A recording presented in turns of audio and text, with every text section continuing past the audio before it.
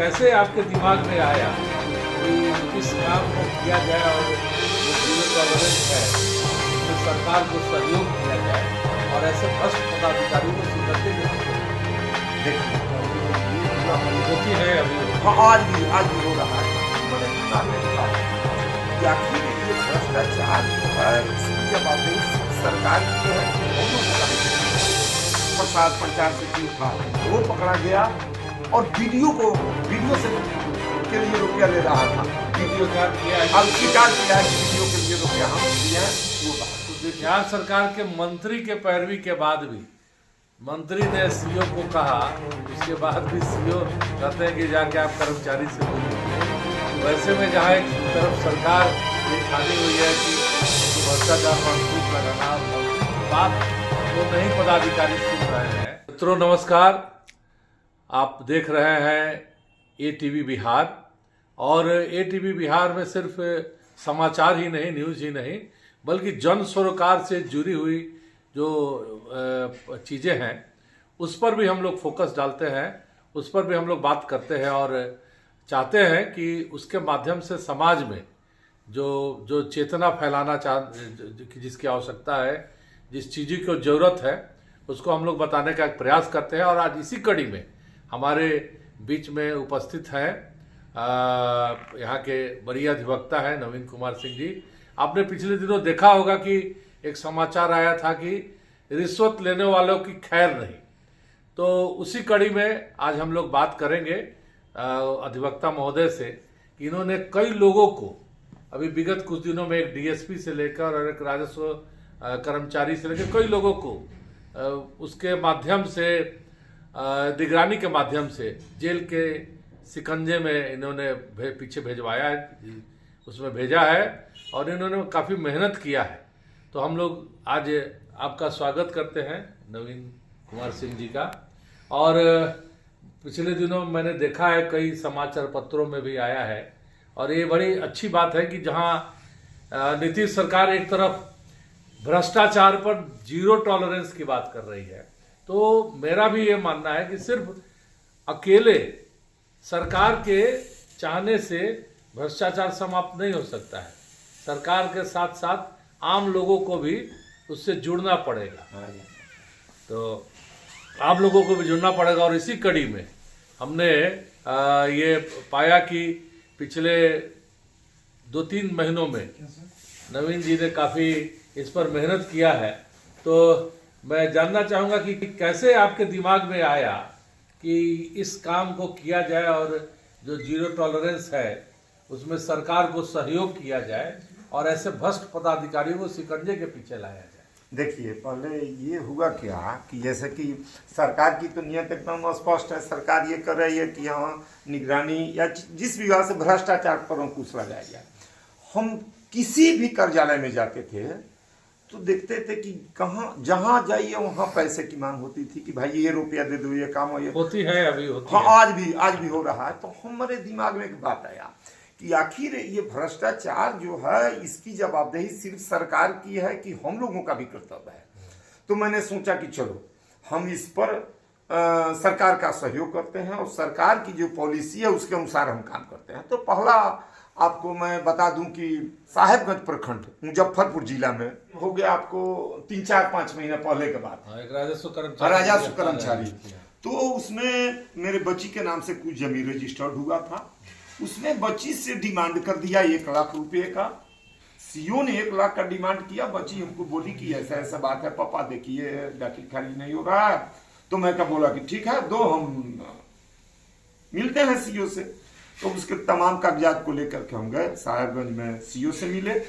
उसके बाद में सीओ ने बोला राजस्व कर्मचारी से मिले। तो पता लगा कि साहेबगंज में ये भ्रष्टाचार की गंगोत्री बहती है। तमाम अधिकारी से लेकर के ऊपर वाले तक पैसा लेते हैं। मैंने पूरे बिहार की कमोबेश यही स्थिति है। ये कमोबेश यही स्थिति है। तो मैं सोचा कि चलो मैं सबसे पहले बिल्ली के घर में घंटी बांधता और मैंने इसकी शिकायत कहा कि मैं चला गया पटना विशेष निगरानी इकाई जिसके डीजे हैं पंकज दाराद साहब। मैं उनके पास गया और अपनी ये व्यथा उनको कही। एक SP साहब, उन्होंने उसी समय एक्शन लिया और सेकेंड रोज होकर के उन्होंने इसका सत्यापन कराया।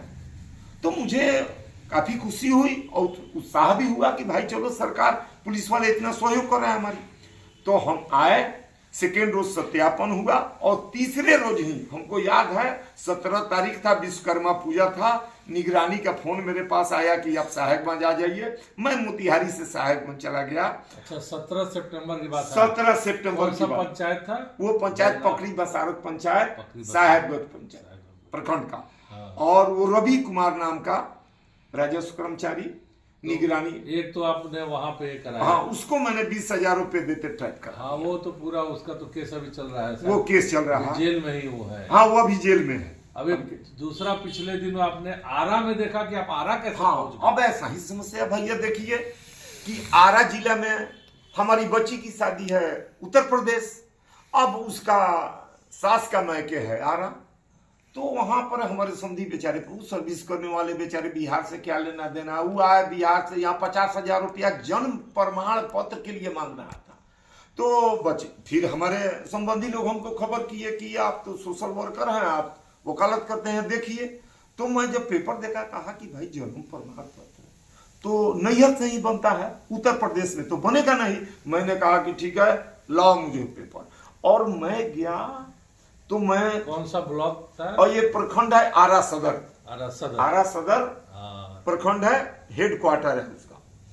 और उसका पंचायत दरियापुर गांव है, उसी का वो नागरिक है और उनका जन्म वहां पर हुआ है, रहता है उत्तर प्रदेश। किसी का जन्म होता है नैहरे में, ससुराल में नहीं बनता है जन्म प्रमाण। मैंने श्रवण कुमार मंत्री से इसकी शिकायत की। श्रवण कुमार ने फोन किया, बीडीओ साहब रिसीव कर लिए पेपर, और बीडीओ साहब ने कहा कि पंचायत सचिव से मिल लीजिए। तो मैं पंचायत सचिव से मिल लिया। उसके बाद मैं पुनः फिर गया, विशेष निगरानी इकाई को इसकी सूचना दे दी कि सर दूसरा देखिए ना, ये तो भ्रष्टाचार कैसे हटेगा, आप लोग नहीं। तो पुनः सेकेंड रोज ये सत्यापन हुआ 29 तारीख को। इस 29/12 को सत्यापन हुआ और 30 तारीख को पूरे धावा दल के साथ हम पहुंचे। और ये जो जितेंद्र प्रसाद पंचायत सचिव था वो पकड़ा गया, और वीडियो से के लिए रुपया ले रहा था। वीडियो स्वीकार किया है कि वीडियो के लिए रुपया हम लिए हैं, वो बाहर। तो देखिए मित्रों, जहां बिहार सरकार के मंत्री के पैरवी के बाद भी मंत्री ने सीओ को कहा, उसके बाद भी सीओ कहते हैं कि जाके आप कर्मचारी से मिल लीजिए।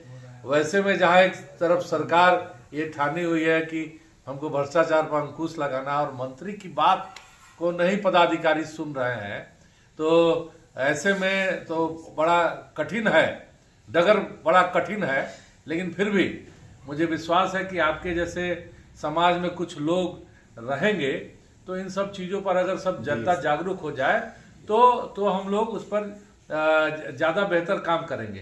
तो मित्रों, जैसा कि आपने देखा कि कई लोगों को इन्होंने निगरानी के माध्यम से ट्रैप कराया, और उसमें एक सबसे सनसनीखेज और मजेदार घटना है कि जमुई के डीएसपी, उनको अभी पिछले दिनों में यहाँ पे 20 तारीख को न्यायालय में उनको वो सरेंडर किया और उनको अरेस्ट करवाया, नवीन कुमार सिंह। एक और अगले कड़ी में हम लोग बात करेंगे बहुत, और उसमें जानेंगे कि कैसे उन्होंने क्या किया था और कैसे उनको ट्रैप कराकर आज वो मोतिहारी जेल में आज भी बंद है। बहुत बहुत धन्यवाद मित्रों आपका।